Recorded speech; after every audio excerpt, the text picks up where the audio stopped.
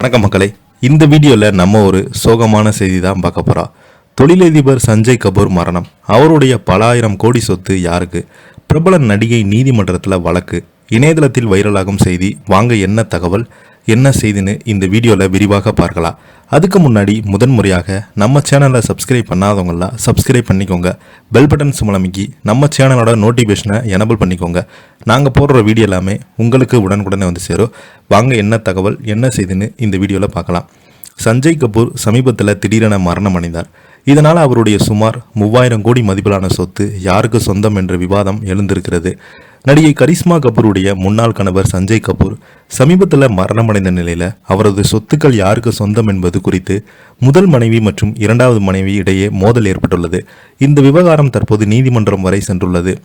இந்தியாவின் முக்கிய தொழிலதிபரான ஒருவராக சஞ்சய் கபூர் சமீபத்தில் உயிரிழந்து போனார். இவரது முதல் மனைவி நடிகை கரிஷ்மா கபூர். இவருக்கு ஒரு மகள், ஒரு மகன் இருக்கிறாங்க.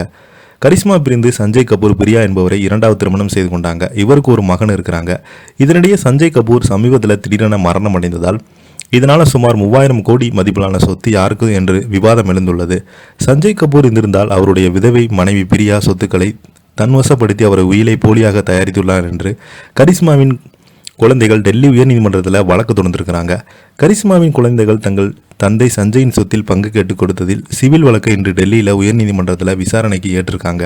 இந்த வழக்கை விசாரித்த நீதிபதி ஜோதி சிங் பிரதிவாதிகளுக்கு சம்மன் அனுப்பி 2 வாரங்களுக்கும் எழுந்தபெருமான பதிலை தாக்கல் செய்ய வேண்டும். இதற்கிடையில் சஞ்சயின் விதவை மனைவி பிரியா கபூர் அவரது சொத்துக்கள் முழு கட்டுப்பாட்டையும் பெறுவதற்கு அவரது உயிலை போலியாக தயாரித்தது என்று குழந்தைகள் தங்களுடைய மனுவில் குற்றம் சாட்டியிருக்கிறாங்க. இந்த வழக்கு பற்றி கரிஷ்மாவின் குழந்தைகள் தரப்பு வழக்கறிஞர்கள் மூத்த வழக்கறிஞர் மகேஷ் தேத்மணி அந்த உயில் இதற்கு முன்பு ஒருபோதும் வெளிப்படவில்லை, பதிவு செய்யப்படவில்லை, தாஜ் ஹோட்டலில் அவசரமாக படிக்கப்பட்டு என்ற நீதிமன்றம் தெரிவித்தாங்க. மேலும் உயிலை நிறைவேற்றுவோர் ஒரு நாள் முன்னதாகவே அதை பற்றி அறிந்து கொண்டாங்க. ஒரு குடும்ப ஊழியர் மூலம் வெளிவந்தது என்று கூறி அந்த உயில் தொடர்பான சூழ்நிலை சந்தேகம் வருவதற்கு வாய்ப்பு இருக்கிறது என்று அவர் சுட்டிக்காட்டியிருக்கிறாங்க. பிரியா கபூருடைய வழக்கறிஞர் மூத்த வழக்கறிஞர் ராஜீவ் நாயர் இந்த வழக்கை தவறானது என்று வாதிட்டார்.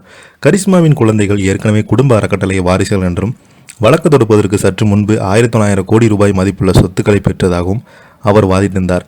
இந்த மக்கள் தெருவில் விடப்படவில்லை என்று 6 வயது குழந்தையுடன் ஒரு விதவை 15 ஆண்டுகள் இவர்கள் எங்கேயும் தென்படவில்லை என்று நாயர் கூறியிருக்கிறாங்க. அந்த உயில் தங்கள் வசம் இருப்பதை அவர் உறுதிப்படுத்தியிருக்கிறாங்க.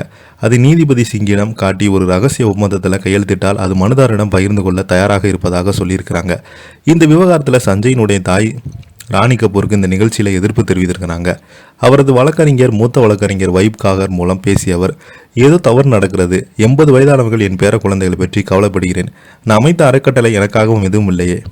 பலமுறை மின்னஞ்சல்கள் அனுப்பும் உயிலின் நகல் எனக்கு ஒருபோதும் கிடைக்கல என்று நீதிமன்றத்தில் தெரிவித்திருக்கிறாங்க. இதை பற்றி நீங்கள் என்ன கீழே உள்ள கமெண்ட் பாக்ஸில் மறக்காமல் பதிவிடுங்க. இந்த வீடியோ உங்களுக்கு பிடிச்சிருந்தா லைக் பண்ணுங்கள், ஷேர் பண்ணுங்கள். நன்றி.